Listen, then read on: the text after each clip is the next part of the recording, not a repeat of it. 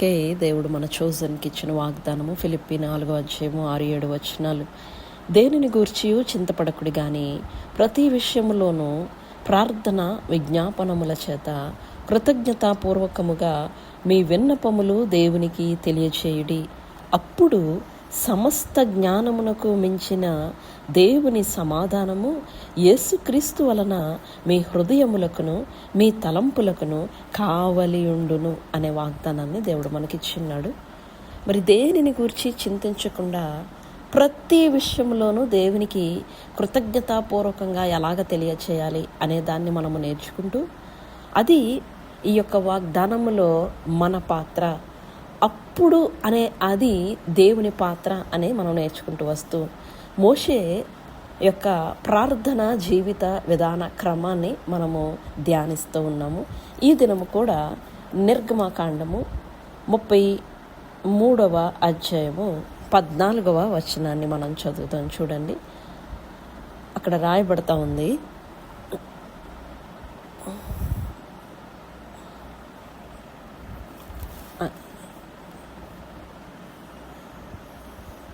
చదవండి.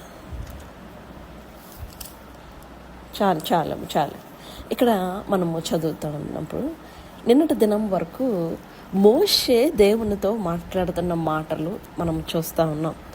అయితే ఈ యొక్క వచనము 14వ వచనము ప్రత్యేకంగా దేవుడు మోషే చేసిన ఆ విన్నపానికి దేవుడు ప్రతిస్పందిస్తున్న విధానము మనం ఇక్కడ చూస్తూ ఉన్నాం.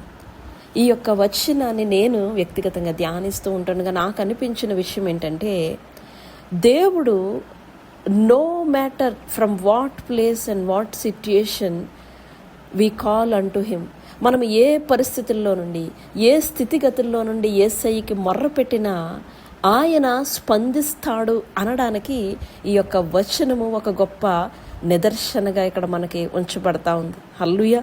ఎందుకంటే మోషే మరి దేవుని దగ్గరికి వచ్చినప్పుడు, లేకపోతే దేవునితో తన హృదయం విప్పి మాట్లాడుకోవాలని అనుకున్నప్పుడు, మరి ఆయన మోషే దేవుడు నాకు ఒక పని అప్పచెప్పాడు కాబట్టి ఆ పని ఏంటో ఆయనకి తెలుసు కాబట్టి నేను ఎలాగా దాని గురించి అనుకుంటున్నానో, దాని గురించి నా ఫీలింగ్ ఏంటో దేవునికి తెలుసు కాబట్టి నేను మరలా దేవునితో ఆ విషయాలన్నీ చెప్పడం ఎందుకు అని మోషే అనుకోలేదు. మోషే ఇదిగో చూడు అని ఆరంభించి తన యొక్క హృదయంలో ఉన్న భావనను అంతా దేవునితో పంచుకుంటూ ఆయన ముందు వ్యక్తీకరిస్తూ, అప్పుడు అలాగ పెట్టిన ఆ క్షణములో అక్కడ ఈ వచనము ఏమని స్టార్ట్ అవుతుందంటే, అందుకు ఆయన అనే మాట అక్కడ రాయబడతా ఉంది. అంటే దేవుడు మోషే విన్నపానికి ఎలా స్పందించాడో మనకు తెలుసు. అయితే ఎప్పుడు స్పందించాడు దేవుడు అంటే, మోషే తన హృదయంలో ఉన్న ప్రతి దాని గురించి చింతిస్తూ కూర్చోకుండా తన హృదయంలో ఏదైతే ఉందో ఆ కన్సర్న్ కావచ్చు, what ever is bothering him, దాన్ని ఎప్పుడైతే మోషే దేవుని ముందు ఒక విన్నపముగా పెట్టాలి, దేవునికి ఇది తెలియచేయాలి అని నిర్ణయించుకున్నప్పుడు, అలాగే మోషే తనకున్న సమస్తాన్ని కూడా దేవుని ముందు పెట్టినప్పుడు అందుకు ఆయన అనే మాట రాయబడతా ఉంది. అంటే ఈరోజు ఇక్కడ కూడి ఉన్న మనందరము కూడా ఈ యొక్క మొట్టమొదటి పరిశుద్ధ దినము ఈ జూలై కొరకు God wants to respond and answer and intervene. దేవుడు మనకు కూడా ఇక్కడ కూడి ఉన్న ప్రతి ఒక్కరి ప్రార్థనకు ప్రతిస్పందించడానికి, మనకు సమాధానము దయచేయడానికి, మన పరిస్థితుల్లో ఆయన జోక్యము చేసుకోవడానికి, ప్రతి పరిస్థితుల్లో ఆయన జోక్యము చేసుకోవడానికి ఆయన ఇష్టపడతా ఉన్నాడు.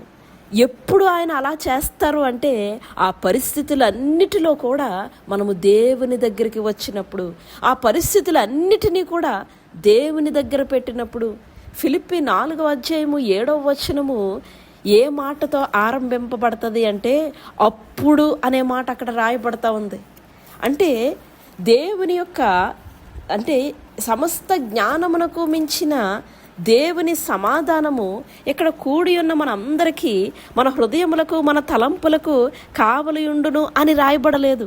అది ఎప్పుడు కావలి ఉంటుందో, ఎప్పుడు ఆ 7వ వచనంలో ఆ ఉన్న వాగ్దానము మన జీవితంలో నెరవేర్చబడుతుందో రాయబడతా ఉంది అక్కడ. అంటే ఈ ఉదయకాల సమయములో దేవుణ్ణి వెంబడిస్తూ ఉన్న వారిగా మనందరికీ ఒక అలవాటు ఏంటి అంటే, దేవా ఇంకా ఎప్పుడు కదా, నా జీవితంలో అదెప్పుడు చేస్తావు, ఇదెప్పుడు చేస్తావు, ఇంకా ఎప్పుడు అనే యొక్క ప్రశ్న మనందరికీ మన బ్యాక్ ఆఫ్ ద హెడ్ ఉంటానే ఉంటుంది. కానీ మనం తెలుసుకోవలసిన విషయం ఏంటంటే, దేవుడు మన జీవితాలలో కార్యము జరిగించడానికి ఆయన మన కొరకు ఎదురు చూస్తూ ఉన్నాడు. ఆయన దగ్గరికి రావాలని, so that he can come with us. ఆయన మరి చూడండి, మోషే వచ్చి దేవుని దగ్గర ఇలాగా మాట్లాడుతూ ఉన్నప్పుడు, అప్పుడు అందుకు ఆయన, నా సన్నిధి నీకు తోడుగా వచ్చును, హల్లెలూయా, నేను నీకు విశ్రాంతి కలుగజేస్తాననే 2 మాటలు మోషేతో ఆయన చెప్తా ఉన్నారు. అంటే ఇదే మాటని దేవుడు మోషేకి చెప్తా ఉన్నారు. నేను నీతో వస్తాను అని దేవుడు మోషేతో ఎప్పుడు చెప్పారు? మోషే దేవుని దగ్గరకు వచ్చినప్పుడు. Hallelujah, my presence shall go with you and I will give you rest అని చెప్తా ఉన్నాడు దేవుడు. మీకు ఎప్పుడైనా అనిపించిందా, దేవుని సన్నిధికి వచ్చినప్పుడు, దేవుని యొక్క సన్నిధిలో కూర్చున్నప్పుడు, ఈ ప్రార్థనలో కూర్చున్నప్పుడు వీ ఫీల్ రెస్టెడ్, మనకి విశ్రాంతి దొరికినట్టుగా, చాలా ఆహ్లాదకరంగా, చాలా మరి సమాధానంగా, సంతోషంగా ఈ వేకువజామునే మరి నేను నా యొక్క గృహంలో కూర్చొని అలాగ నా ఇంటి వరకు అంటే నా కన్ను దృష్టి ఈ ఆకాశ మేఘాలలో ఎంత దూరం వెళ్తా ఉందో అంత దూరం నేను చూస్తూ ఉంటే నాకు అనిపించింది, అబ్బా దేవుని సమాధానం అంటే ఇలా ఉంటుందేమో. మీరందరూ సాక్ష్యాలు పంచుకుంటూ ఉంటుండగా నేను దేవుని సన్నిధిని నేను అనుభవించగలుగుతా ఉన్నాను. ఎందుకు అంటే, మనందరం ఆయన దగ్గరికి వచ్చినప్పుడు అలాంటి విశ్రాంతి దేవుడు మనకిస్తాడంట. మీరు గమనిస్తే నేను ఇప్పుడు మాట్లాడుతూ ఉన్నాను, మీ అందరి మైకులు మ్యూట్లో ఉన్నాయి కదా. మీలో ఎవరైనా 2-3 మైక్ ఆన్ చేశారనుకోండి, చాలా డిస్టర్బెన్స్గా ఉంటుంది. మీ అందరి శబ్దం, ఒకరి శబ్దం ఒకరిది, మా ఇంట్లో సౌండ్లు, మీకు మీ ఇంట్లో మాత్రమే కాదు, మన చుట్టుపక్కల మన ఫోన్ క్యాప్చర్ చేయగలిగిన శబ్దాలన్నీ కూడా మన అందరికీ వినబడి చాలా డిస్టర్బెన్స్గా ఉంటుంది. కానీ ఎప్పుడైతే మనం అదంతా డిస్టర్బెన్స్ అంతా ఆ మ్యూట్ అనే బటన్ నొక్కేమో, అది అక్కడ ఆగిపోయి మీరు చెప్పేది నాకు క్లియర్గా అర్థమవుతుంది, అలాగే నేను చెప్పేది మీకు క్లియర్గా అర్థమవుతూ ఉంటుంది. హల్లెలూయా. మీరు ఎవరైనా మాట్లాడుతూ ఉన్నా, మీరు ప్రార్థన చేస్తూ ఉన్నా, నేను మ్యూట్ చేస్తాను. ఎందుకంటే నా ఫ్యాన్ సౌండ్ కూడా మీరు చెప్పేదానికి ఆటంకముగా ఉండకూడదని. ఈ ఉదయకాల సమయంలో మనం దేవుని సన్నిధికి వచ్చినప్పుడు దేవుడంట అటువంటి విశ్రాంతినిస్తాడంట. There is no disturbance. ఏది మనల్ని ఎంత మాత్రం అంతరాయం కలిగించదు, అలాంటి విశ్రాంతిని మీకు ఇస్తాను. దేవుని సన్నిధి మనతో ఉంటే అంత విశ్రాంతి మనకు ఉంటుందట.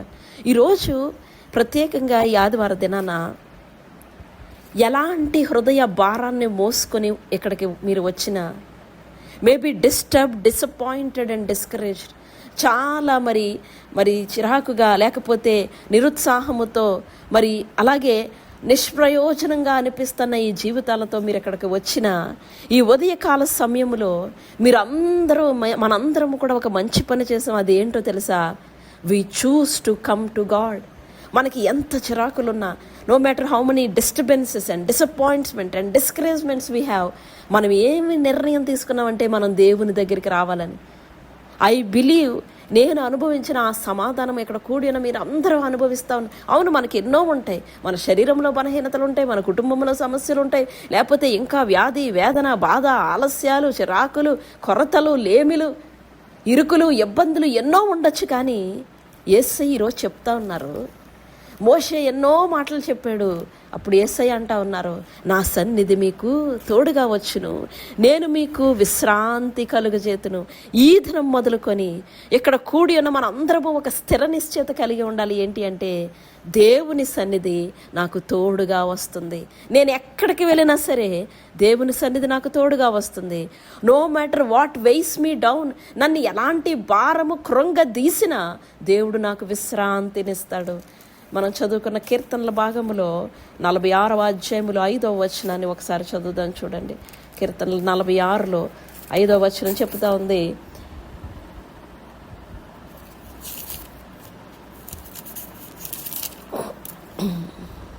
దేవుడు ఆ పట్టణంలో ఉన్నాడు, దానికి చలనము లేదు.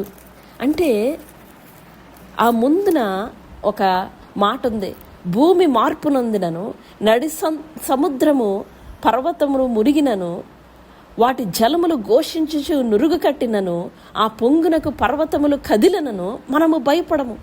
ఎందుకు అంటే ఇలాంటి పరిస్థితులన్నీ మన జీవితంలో వచ్చినా మనం భయపడమంట. హల్లెలూయా. ఎందుకు అంటే దేవుడు ఆ పట్టణములో ఉన్నాడు. ఈరోజు ఆ పట్టణము మీరు నేనే అని మనం అనుకుంటే, దేవుడు ఇదిగో నా సన్నిధి నీకు తోడుగా వస్తుంది అంటే, మన చుట్టూ అంట భూమి కంపించిన, జనాలు ఘోషించిన, జలములు ఘోషించిన, పర్వతములు కదిలిపోయినా మనం ఎలా ఉంటామంట తెలుసా? చలనము లేకుండా ఉంటామంట, కదిలించబడమంట. అరుణోదయమున దేవుడు దానికి సహాయము చేయుచున్నాడు.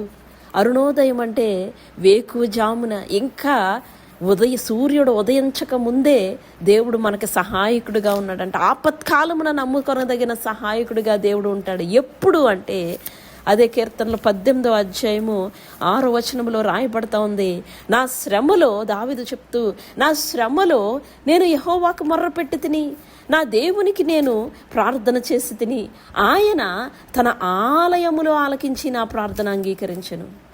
కళ్ళు మూసుకుందామా ఈ ఉదయకాల సమయంలో? చాలాసార్లు కృతజ్ఞతాపూర్వకంగా దేవునికి మన ప్రార్థన విన్నపము తెలియచేయాలి అంటే, బాబోయ్ నాకు చింత ఉంది కదా, నేను ఇలాగ కృతజ్ఞతాపూర్వకంగా తెలియచేయాలి అనే ఆలోచన మనకు వస్తుంది. కానీ మోషేను చూస్తే, అవును, సంథింగ్ ఈజ్ బాదరింగ్ హిమ్, ఏదో ఆయనకి ఒక చిన్న ఆందోళన ఉంది. కానీ ఆయన ఏం చేస్తూ ఉన్నారంటే, ఆ ఆందోళన అన్నిటిలో నుంచి కూడా, చూడయ్యా యేసయ్యా, నువ్వు ఎలా చెప్పావు కదా, నీకు కటాక్షం ఉంటే ఇలాగ చెయ్యి, ఇలాగ చెయ్యి, అలాగ చెయ్యి అని యేసయ్య తనతో చెప్పిన మాటలనే మోషే తిరిగి దేవునికి చెప్తా ఉన్నాడు. అప్పుడు అందుకు ఆయన నా సన్నిధి నీకు తోడుగా వచ్చునని అంటా ఉన్నాడు. తోడుగా రావడం మాత్రమే కాదు, కానీ నేను నీకు విశ్రాంతినిస్తానని అంటా ఉన్నాడు. ఈరోజు అలాంటి పట్టణములో, దేవుని పట్టణములో, దేవుని దగ్గర ఉన్న మనము చలించబడకుండా, చలనము లేకుండా ఉంటామంట. ఎందుకంటే మనం వెళ్తున్న ప్రతి పరిస్థితుల్లో we may not be helping our selfs, మనము సహాయము చేసుకోలేం. కానీ దేవుడు ఖచ్చితంగా ఇక్కడ కూడి ఉన్న మనందరికీ సహాయము చేయవాడు, నమ్ముకొనదగిన సహాయకుడంట ఆయన. మోషేతో ఆయన చెప్తా ఉన్నారు, నువ్వు ఎంత స్ట్రెస్, ఎంత శ్రేణి, ఇన్ని మాటలు చెప్పావు కదా, నేను నీకు విశ్రాంతినిస్తానయ్యా. ఎంత గొప్ప మాట కదా. నాకు అనిపించింది ఆ మాట చదివేటప్పుడు, వెంటనే మోషే యొక్క తలలో ఉన్న సౌండ్స్ అన్నీ, చెవులో వినబడుతున్న ఆ యొక్క శబ్దాలన్నీ, తన హృదయంలో ఉన్న ఆ యొక్క ఆందోళనలన్నీ వెంటనే మ్యూట్లోకి వెళ్ళిపోయి కేవలం దేవుడు చెప్పిన 2 మాటలు, ఇదిగో నా సన్నిధి నీకు తోడుగా వస్తుంది, నేను నీకు విశ్రాంతినిస్తాను. ఎంత గొప్ప ఆధిక్యత కదా. అప్పుడు వరకు ఎన్నో మాటలు మాట్లాడిన మోషే దేవుడు చెప్పిన 2 మాటలు, తను ఎన్ని చెప్పిన అన్నిటిని కప్పి దాచబడి, ఇదిగో చలనము లేనట్లుగా ఆ మోషేని తను వెళ్తున్న పరిస్థితిని చేసే కదా. డియర్ చోజన్ టీమ్, ఈ నెలలో దేవుడు మనకిచ్చిన వాగ్దానము, దేనిని గూర్చి చింతించకుండా ఉంటే ఏమవుతుంది అంటే వస్తుంది చింత. కానీ నిన్నటి దినాన మనం ఏం చేస్తాం, కోరికమ్మ ఆంటీ గారికి బాగలేదు, ఆంటీ గారు చెప్పారు, వెంటనే మన అందరము కూడా దానిలో కృతజ్ఞత విజ్ఞాపన పెట్టి ఆయన యొక్క స్వస్థత గురించి, దేవుడు మనకిచ్చిన వాగ్దానాలను ఆ బిడ్డ మీద ప్రకటిస్తూ ప్రార్థన చేస్తాం. ఈరోజు ఉదయకాల సమయంలో మరి ఆంటీ గారు ప్రార్థనలో పాల్గొనడం మాత్రమే కాదు, ప్రార్థన చేయడం మాత్రమే కాదు, గొప్ప సాక్షిగా దేవుడు మన మధ్యన నిలబెట్టారు. ఇంకా సంపూర్ణ స్వస్థత దేవుడు ఇవ్వగలిగిన సమర్థుడు. హల్లెలూయా. ఎప్పుడు అలా జరుగుతుంది అంటే, మనం అందరము కూడా దేవుని దగ్గరికి వచ్చి మన శ్రమలో యెహోవాకి మొర్రపెట్టినప్పుడు, దేవుడు అటువంటి గొప్ప కృపను రాబోయే వారం అంతటిలో మనకు ఇవ్వాలని, మరి ఈ క్షణము మొదలుకొని ఇక్కడున్న ప్రతి ఒక్కరూ, మీరే పని చేస్తున్నా, ఎలాంటి స్థితిలో ఉన్నా, ప్రభువు సన్నిధి నాకు తోడుగా ఉంటుంది, ఆయన నాకు విశ్రాంతి కలుగజేస్తాడనే స్థిర నిశ్చయము మనందరికీ దేవుడిస్తూ ఉన్నాడు. అటువంటి గొప్ప కృపలో మనం నడిపింపబడాలని ఈ మాటలు మనందరి మీద ప్రకటిస్తూ నేను ముగిస్తూ ఉన్నాను.